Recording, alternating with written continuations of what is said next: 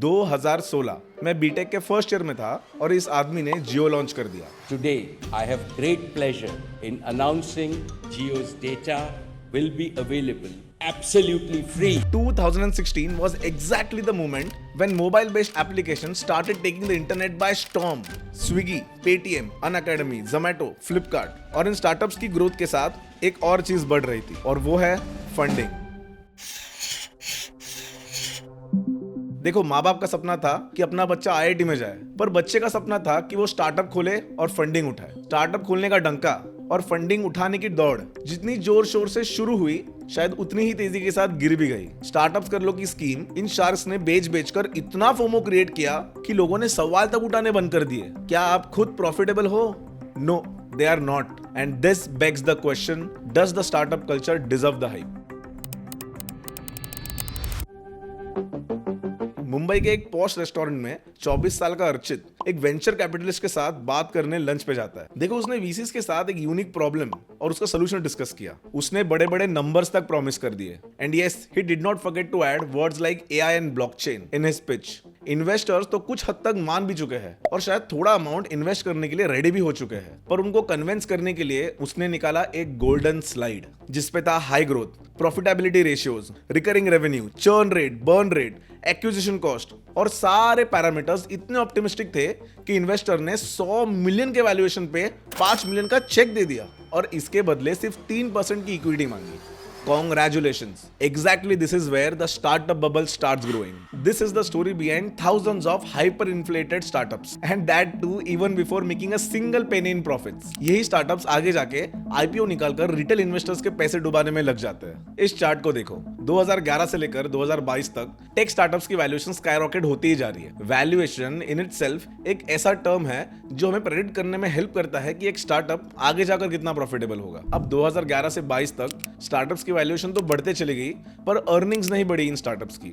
अब ऐसे सिचुएशंस में स्टार्टअप बबल तो बनने ही वाला था, पर देखो, इन्हें परखने के लिए कुछ ऐसे इंडिकेटर्स है जो शायद आपको भी मालूम होंगे। First is increasing number of IPOs, second is investors moving out of industry, and third is mass layoffs. और अब बस कहानी शुरू ही होती है। एक वेंचर कैपिटलिस्ट का काम होता है कि लॉस को जितना हो सके उतना कम रखना, और वीसीज तो मान के ही चलते हैं कि 10 में से 3 स्टार्टअप्स कंप्लीटली फेल हो जाएंगे, 5 थोड़े लॉस मेकिंग होंगे, पर बचे हुए 2 स्टार्टअप्स तगड़ा प्रॉफिट कमाएंगे। कोई भी स्टार्टअप सिर्फ एक हाइप बन के रह गया है कि नहीं, इसे चेक करने के लिए सबसे इंपॉर्टेंट पैरामीटर है प्राइस टू अर्निंग रेशियो, जिसे हम पीई रेशियो भी बोलते हैं। अरे मतलब एक इन्वेस्टर को 1 रुपए कमाने के लिए उस स्टार्टअप को कितने रुपए देने होंगे। पर ऐसे पैरामीटर्स इन स्टार्टअप्स पे लागू ही नहीं होते, क्योंकि स्टार्टअप्स की वैल्यूएशन काफी हद तक फेथ और स्पेकुलेशन से डिसाइड करी जाती है। पर देखो, ये अलग गेम है, इसमें इन्वेस्टर्स का तजुर्बा भी बहुत काम आता है। एग्जाम्पल के तौर पर एक कंपनी वाइजर एवरी मिनट को लेकर चलते हैं। देखो, ये वीसीज ना शॉर्ट टर्म में अपने बुक वैल्यू को गिराना नहीं चाहते, इसीलिए वो मेरे लॉस मेकिंग स्टार्टअप को फंडिंग देते ही जाते हैं, इस उम्मीद से कि वो आगे जाकर कुछ प्रॉफिट कमाएगा। पर ऐसा होता तो नहीं है। फिर ये लॉस मेकिंग स्टार्टअप्स अपने वैल्यूएशन को बढ़ाकर दूसरे वीसी से फंडिंग उठाने जाते हैं। पहले राउंड में 10 करोड़ उठाया 100 करोड़ की वैल्यूएशन पर, फिर दूसरे राउंड में 15 करोड़ उठाया 200 करोड़ के वैल्यूएशन पर, और तीसरे राउंड में जाते जाते 20 करोड़ उठाए, और वो भी 400 करोड़ की वैल्यूएशन पर। अगर हम मान के भी चले कि हर राउंड में एक इन्वेस्टर को 5% की इक्विटी मिली, तो पहले इन्वेस्टर को 1% इक्विटी के लिए 2 करोड़ देने पड़े,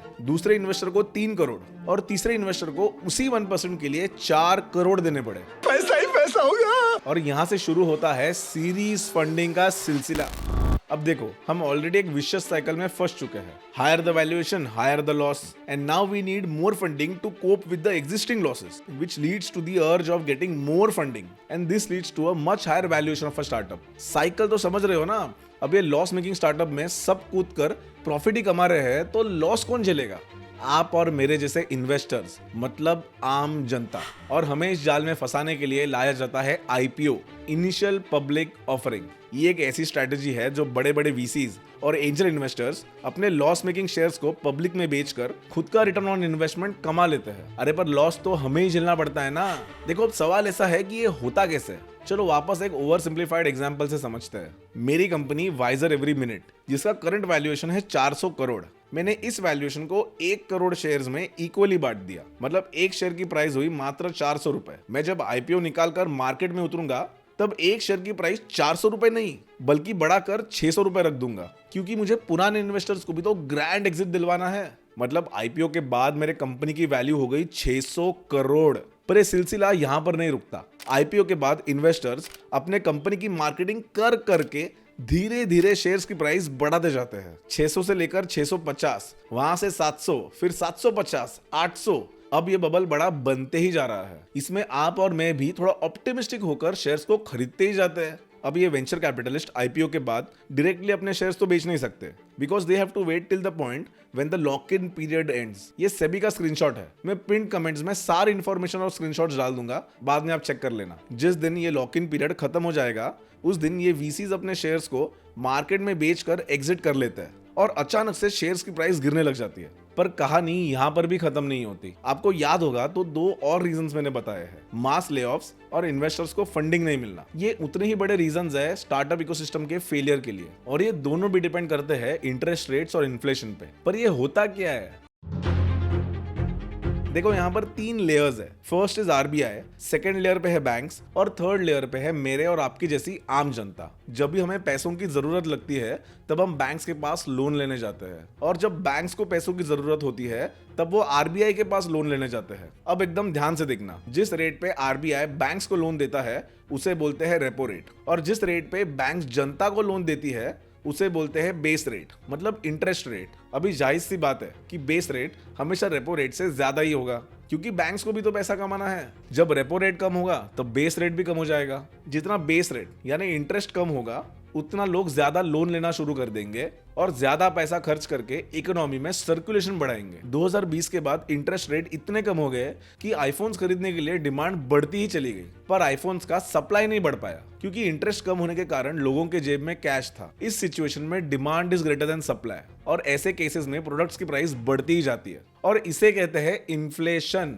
ये सिमिलर रीजन है कि 2020 के बाद स्टार्टअप्स को बहुत फंडिंग मिलने लगी क्योंकि मार्केट में बहुत पैसा अवेलेबल था। पर 2020 में सिनेरियो चेंज हो गया। इन्फ्लेशन को कम करने के लिए गवर्नमेंट्स अपना रेपो रेट बढ़ाने लग गए, और उसी के साथ मार्केट में फंडिंग की कमी होती गई। आम जनता की परचेस पावर भी कम होती गई। अरे लोगों के पास पैसा ही नहीं है तो खर्च कहां पर करेंगे? अब देखो फंडिंग कम है और लोग स्पेंड भी नहीं कर रहे हैं, तो जो स्टार्टअप्स लॉस मेकिंग है वो प्रॉफिट कहां से दिखाएंगे? और एग्जैक्टली इस मोमेंट पे स्टार्टअप्स ने कॉस्ट कटिंग करनी शुरू कर दी। स्टार्टअप्स और यूनिकॉर्न्स जिन्होंने कोविड के बाद मास हायरिंग करी थी, एम्प्लॉयज को फायर करते जा रहे हैं। और ये शार्क टैंक पे जितने भी फाउंडर्स हैं ना, वो भी क्या दूध में धुले नहीं है। इन सब के स्टार्टअप्स लॉस मेकिंग है, सब फंडिंग उठा उठा कर जी रहे हैं, कोई भी स्टार्टअप बूटस्ट्रैप नहीं है। मैं इस वीडियो को 2 अप्रैल 2023 में शूट कर रहा हूं, और आज जोमैटो और पेटीएम के शेयर्स आईपीओ निकलने के बाद 59% गिर चुके हैं। मामा अर्थ तो आईपीओ के थ्रू 2900 करोड़ रेस करने के सपने देख रहे थे, और इनका पी रेशियो 1700 के ऊपर है। कुछ भी मतलब, इन आईपीओज में इन्वेस्ट करना मतलब मौत के कुएं में कूदने जैसा है। ग्लोबली बहुत से टेक कंपनीज आज की डेट में इकोनॉमिकली वीक है, पर मैं उम्मीद करता हूं कि 2023 के एंड तक सिचुएशन सुधर जाएगी। तब तक आप नॉलेज शेयर करते रहना, और अगर वीडियो पसंद आए तो लाइक और सब्सक्राइब करने मत भूलना। शुक्रिया।